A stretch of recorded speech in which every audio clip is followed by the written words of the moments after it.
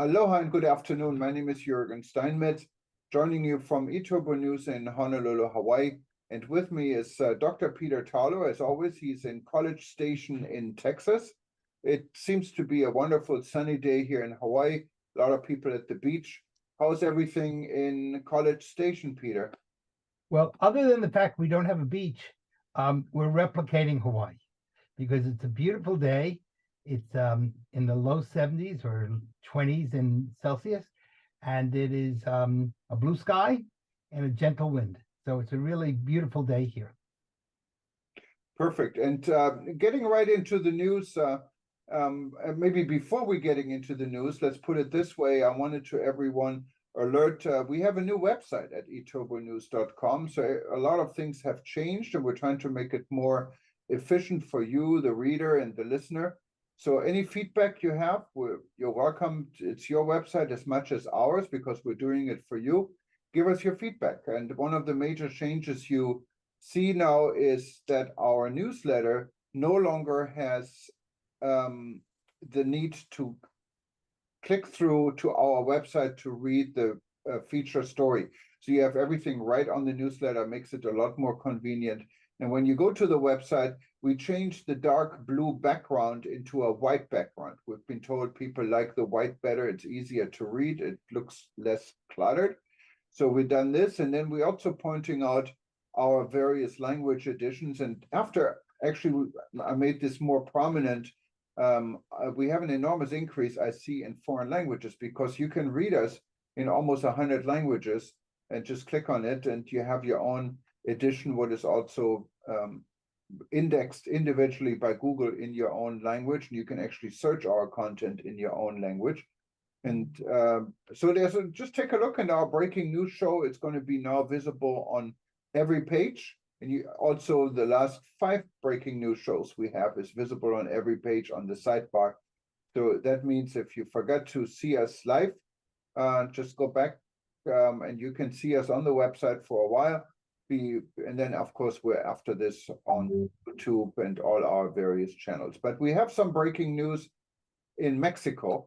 Peter, you can fill us in. You have the information on it. It's really been very tragic.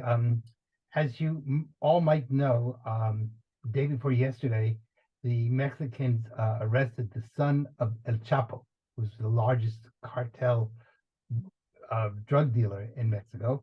He's in prison in the United States, not his son, the El Chapo. And the son was arrested. And so the cartels took vengeance on Mexico, especially in the state of Sinaloa, in the city of Culiacan.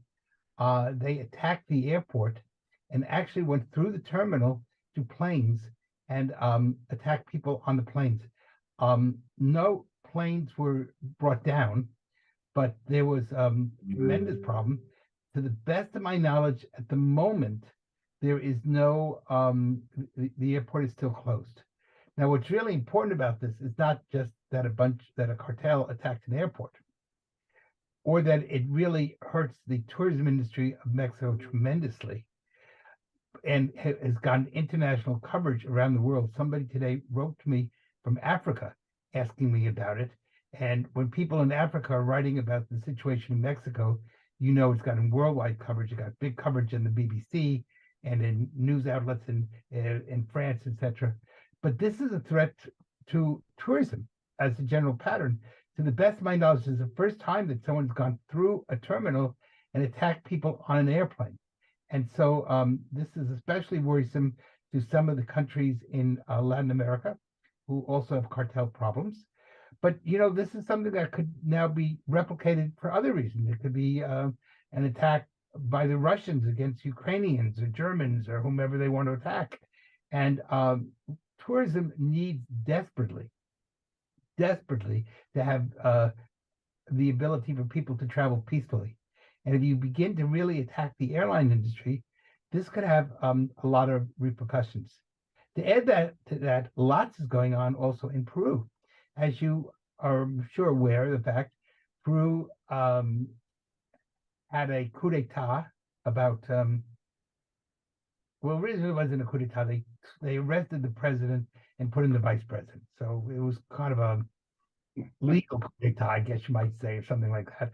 I believe they've had 6 presidents now in 5 years, but this one set off all sorts of riots across Peru, especially in southern Peru and against the tourism industry.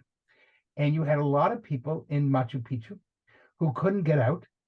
It's very hard. They stopped all the food trucks, so restaurants started closing because there wasn't food. And a number of countries, including the United States, some of the European countries, Israel, had to send in planes to evacuate the tourists.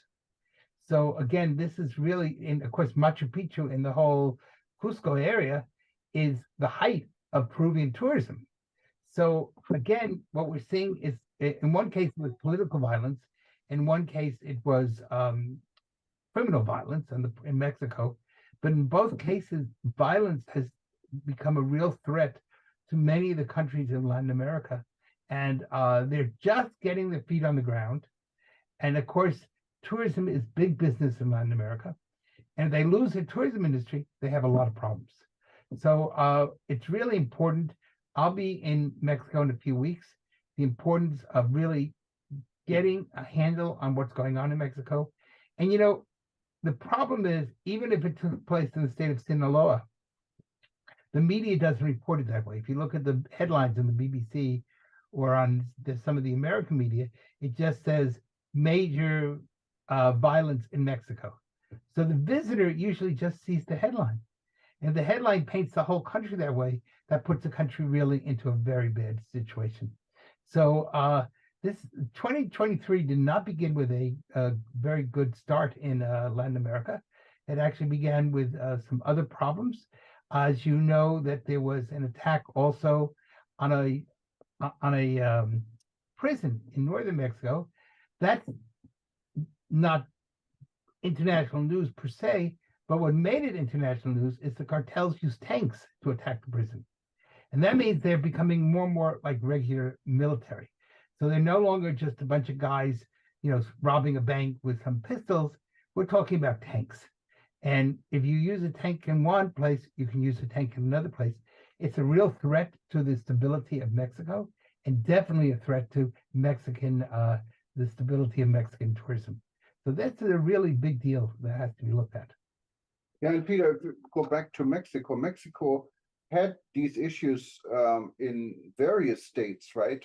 Even as in Cancun, what is most populated with tourism, drug cartels are fighting in Tijuana. It becomes really a nationwide security issue, doesn't it? It does. And if Mexico loses its tourism in a place like Cancun, Cancun can easily become like Acapulco, which was a top-rate tourism spot, and is now a third-rate or fourth-rate tourism spot. So the Mexicans have to be really careful, because this is a very important moment for Mexico, and what happens in Mexico often impacts all of Latin America. Remember that Latin America basically has two countries that, other than Brazil, but it's Spanish-speaking Latin America, have two countries that dominate it. That's Argentina and Brazil. Those are Buenos Aires and Mexico City, the two great cities of Latin America. And if those places have troubles, they're going to have a lot of issues. Of course, added to this, you have the problem in Brazil. We have had a peaceful change of government, with President Lula now taking over, but we don't know exactly where that's going to go, and there are a lot of people who don't trust him.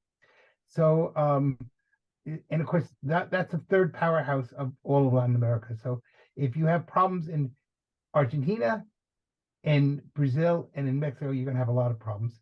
And then on a positive note, there is developing what's called the Andean states. And Colombia, Ecuador, Peru, and Bolivia are planning on working together to create a single marketing entity when it comes to tourism. So that could be really great. But if they're not able to get a handle on the security situation, then it will hurt all four countries instead of just one country. So there's the positive that there'll be joint marketing, and they plan to make it very easy for visitors to go between those four countries. A little bit like the European Union, but on a less sophisticated manner. On the other hand, you can have the problem that you have in the Caribbean when they market together, and when one country has a problem and the media says problems in the Caribbean, it hurts all of them. So it's going to be two sides to it, and it'll be interesting to see if the governments are smart enough to turn a negative into a positive and see this as an opportunity rather than as a danger. Yeah, and I mean the security is the in and out for any tourism destination. Without security, there is no tourism because people don't want to travel to a destination. And Americans, to be fair, are known for kind of a black and white type mindset. They either one way, it's either secure or not secure. There's no middle ground. Other nations may think, there's a middle ground. You can kind of just Navigate through it. Yeah. Though I will tell you, many of the Europeans panic very quickly. So the Europeans are somewhat on the same level of the mindset and flee, especially the British flee very quickly when they think there's a problem. Speaking of Europeans, another thing, and you've just been there, is the whole issue of Croatia becoming now a full part of the EU and switching its money to the euro. And you Yeah, might want that's definitely it's a good move. It makes travel easier. As you know, I just got back from Croatia and I rented a car and I went to Slovenia, I went to Italy, I went to Bosnia, Herzegovina, and to Montenegro. So I crossed a lot of borders in and out Croatia. And if you wanted to go to Slovenia, what is a fellow EU country, there are long lines. So you have to show your passport, you have to clear immigration. They're asking a lot of questions. They want to see your car papers. And now, after January 1st, you just drive through like you do from Austria to Germany or from Switzerland to Italy. It'll become a lot easier. Also, Croatia had its issue in able to facilitate visas because Croatia, as a little bit smaller country compared to maybe the UK or France or Germany, didn't have that many embassies around the world. So in order to get a visa from Croatia, it was different than the Schengen visa you needed for the European Union. Americans don't need this visa, but many other nationalities in the world need this visa. So that's becoming easier because now if you have a Schengen visa, that means a visa from any EU country within the Schengen area. And the Schengen area is the area where you can travel without border checks, what is most of the EU now. So your visa from Italy is good to go to Croatia. Your visa from Holland is good to Croatia. And a Croatian visa is good to come into Germany. So that is all getting closer together. It's good for the economy. And then, of course, the currency being the same, making all these extra fees for exchanging money, all this banking business you have to do at the border, obsolete. You don't need to do that anymore. Anyone who still has a little bit of Croatian money like I do here, not much, talking about a few dollars, I will definitely hold on to it because it's going to become probably worthwhile after a few years because no one has that money. I still have some German marks from the 70s and they're now worth a lot more than the marks printed on it. So hold on to whatever Croatian money you had, I can say. Well, I have some Croatian money also, and so I am going to hold on to it. Unfortunately, one of the negative parts about this is for the Croatians themselves. And that is usually when you switch from a local currency to the euro, most stores round up. And so things become much more expensive. I know that in Spain and in Portugal, when they moved to the euro, things became 16 to 18% more expensive. And of course, in the world, we're in a period of inflation.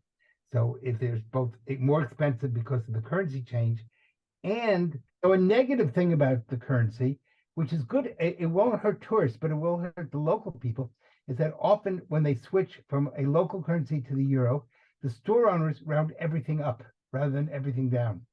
So, for example, in Spain and Portugal, they rounded everything up by 16%. So everything became 16% more expensive overnight. And of course, the other side of that is that you also have inflation. Now, that won't hurt the tourists. You're right about that, because from a visitor perspective, it means you don't have to change money. And, I just have to change money if I'm going to Europe, in France or Portugal or Spain, and I can use the same money in Croatia now. So that's great.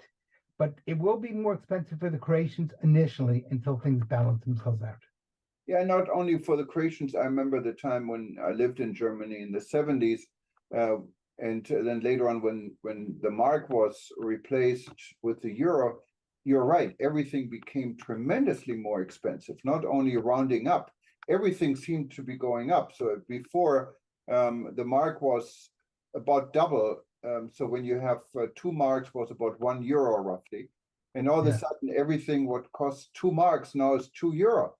So people were suffering over Yeah. time. This was within a year or two. It's like having 100% inflation on many issues. So that's a local issue. Once, from the tourist perspective, that won't hurt us, but it will hurt the local population at first. Now, eventually, that will balance itself out. But it'll be a challenge. Of course, for other Europeans, it'll make life very easy because if they want to visit Croatia, which is an incredibly beautiful country, they'll be able to drive there without having to change money, and that would be great for them. Yeah, there's a unique situation in Croatia. If you go into Montenegro, what is the borders between Montenegro and the very south part by Dubrovnik, you don't need to change money because Montenegro always has been adopting the euro, and it's actually the only country not in the European Union using euro. Quite a unique situation, but you still have borders because Montenegro is not part of the European Union. And I understand actually all the talks of integrating Montenegro just suddenly stopped. This happened about 2 weeks ago. And we don't know exactly the reason. From what I understand from inside information is one of the reasons is that the government in Montenegro has been in power now for 20, 30 years, for a long time. And there are some doubts in the European Union how transparent governmental system is in that country. So all the talks are on hold, but they're using the euro, but you still need a passport. So the so situation it's somewhat is becoming complicated. it's very similar to Panama and Ecuador. We both use the dollar as their currency, but you need a passport. So an American, when you get to Panama, uses dollars as if you're in the United States, but you're in a foreign country and you need a passport to go. So it's not only, I mean, there are many countries in the world, like Zimbabwe, for example, where the US dollar is legal currency. So everything is in US dollars because when they had their own currency, they had an inflation rate. So in the morning, when you go shopping for bread, in the afternoon, you couldn't afford it anymore. So so they all turned into the US dollar as a last ditch rescue attempt, I guess.